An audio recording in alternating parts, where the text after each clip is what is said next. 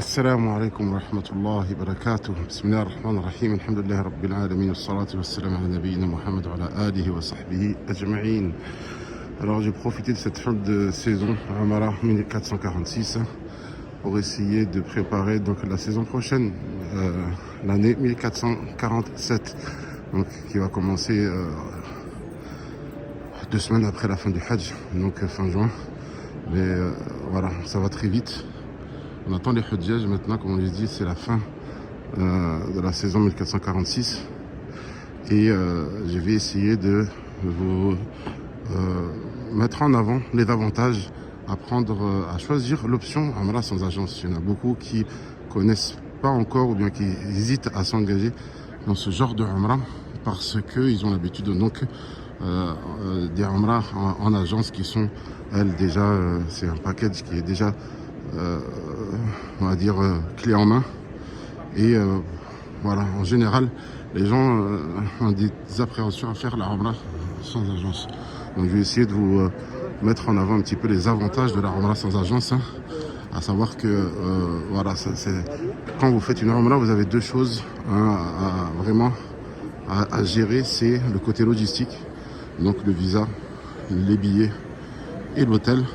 Et le côté donc Umrah sans agence, c'est ce qui va vous apporter justement on va dire un intérêt en ce qui concerne vos besoins. Vous pourrez prendre donc des hôtels situés comme vous voulez en fonction du groupe que vous êtes. Donc vous avez plusieurs endroits ici au Masjid Nabawi par exemple ou à Mecca. Donc par rapport à ça, donc vous aurez une liberté.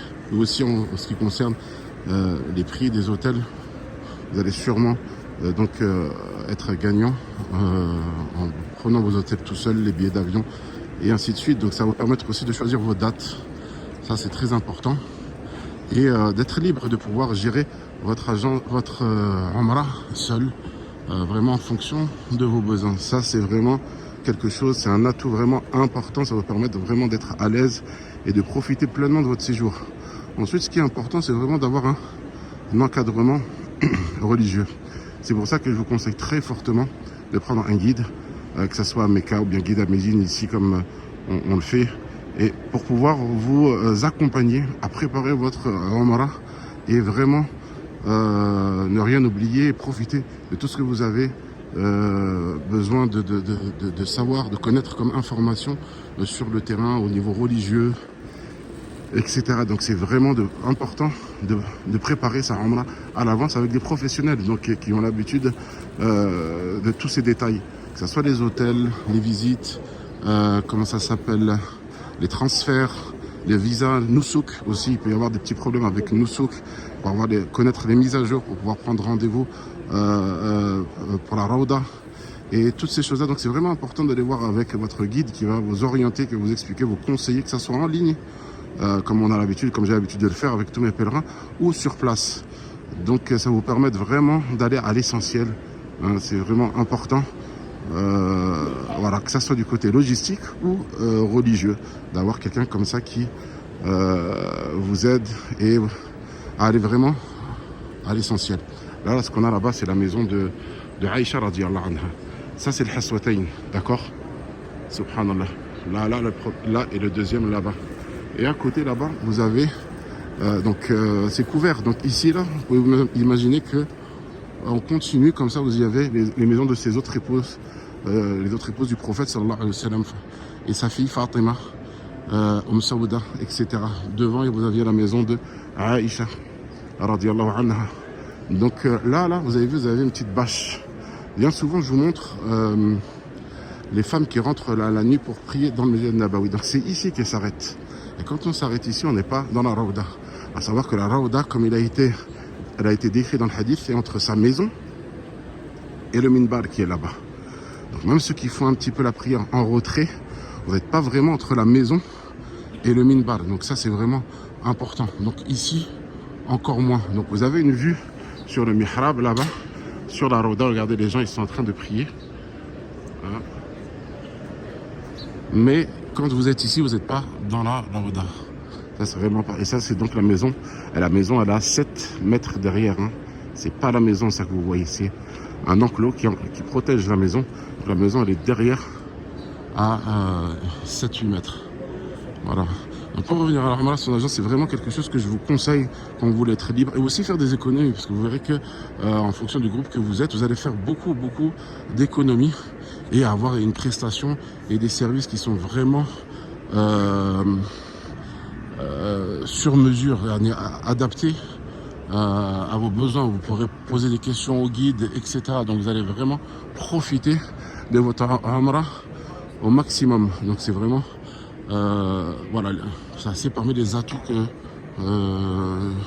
je peux vous mettre en avant par rapport à la Umrah sans agence. C'est bien aussi les Umrah en agence, mais c'est un autre profil. Par exemple, une personne qui n'a pas trop les possibilités, voilà, qui a des appréhensions, ou bien une personne âgée, pourquoi pas. Mais vraiment, là, si vous posez la question à tous ceux qui ont fait une Umrah sans agence, ils vous diront que jamais ils pourront faire une Umrah en agence. C'était pour une expérience, on va dire, voilà, à refaire et réussi. Bien sûr, si vous prenez des bonnes personnes, il vous faut un accompagnement pour vraiment optimiser et réussir votre Umrah sans agence. Il vous faut des professionnels sur place qui pourront vraiment vous guider et vous expliquer ce qu'il en est sur le terrain. Et vous verrez que au final, vous ne regretterez pas. Donc voilà, c'était pour essayer de vous mettre en avant quelques petits points comme ça.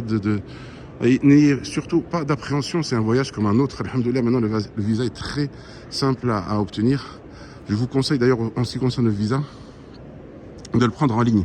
Ça vous permettra de vous enregistrer sur Nusouk et de pouvoir prendre rendez-vous pour la Rawda, un rendez-vous qui correspondra avec votre séjour à Médine. Ça c'est important parce que quand on le fait sur place, on n'a pas la possibilité donc de s'enregistrer à l'avance. Donc on est restreint au niveau des disponibilités. Donc voilà, donc plein de conseils, plein d'informations. Il y a vraiment beaucoup de choses à dire. J'ai essayé de résumer ça très rapidement avec le cadre là, comme vous voyez là. Machallah, le Masjid Nabawi, il est vide, comme je vous ai dit. Les derniers pèlerins sont en train de partir pour laisser place au Hajjaj.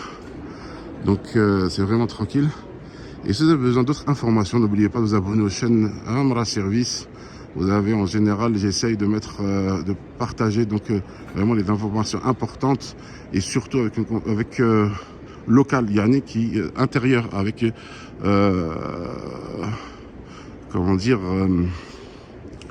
une compréhension yani qui est enfin j'essaye de donner les informations comme on les comprend nous ici de l'intérieur, parce que des fois on voit qu'il y a une différence avec ce qu'on entend quand par exemple quand ce qu'on était des vaccins, pardon, etc. Donc il y a eu beaucoup d'incompréhension par rapport à ça.